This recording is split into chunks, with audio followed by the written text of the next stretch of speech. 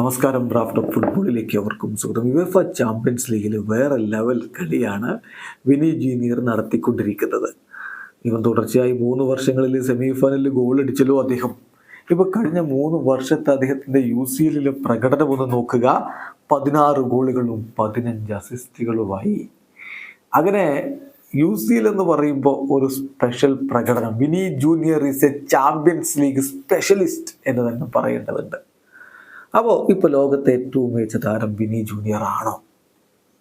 മഹാരഥന്മാരായിട്ടുള്ള താരങ്ങൾ ഇപ്പോഴും കളി തുടരുന്നുണ്ടെങ്കിലും അവരിൽ മിക്കവരും ചെറിയ ലീഗുകളിലേക്കൊക്കെ മാറിക്കഴിഞ്ഞു. ലോകത്തെ മികച്ച ലീഗുകളിൽ കളിക്കുന്ന താരങ്ങളെ എടുക്കുമ്പോൾ ഇങ്ങനെ മിന്നിക്കത്തി കളിക്കുന്നവരുടെ ലിസ്റ്റിലെ തലപ്പത്ത് തന്നെയുണ്ട് വിനി. അപ്പോൾ വിനിയാണോ ഇപ്പോൾ ലോകത്തെ ഏറ്റവും മികച്ച താരം? ഈ ചോദ്യം ടോണി ക്രൂസിനോടാണ് ചോദിക്കുന്നത്.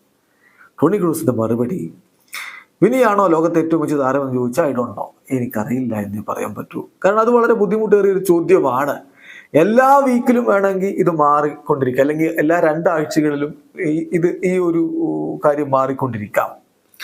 ഒരുപാട് നല്ല പ്ലേയേഴ്സ് ഉണ്ട്. ആ കൂട്ടത്തിൽ ഒരാളാണ് വിനി എന്ന കാര്യം എനിക്കുറപ്പുണ്ട്. ഇപ്പോൾ ഒരാഴ്ച മുമ്പ് ലോകത്തെ മികച്ച താരം ആരാണെന്ന് ചോദിച്ചാൽ ബെല്ലിംഗാം എന്ന് പറയേണ്ടി വരും. ഇപ്പൊ ഇന്ന് ചോദിച്ചാൽ വിനി എന്ന് ഉത്തരം പറയേണ്ടി വരും. അതിനർത്ഥം എന്താ?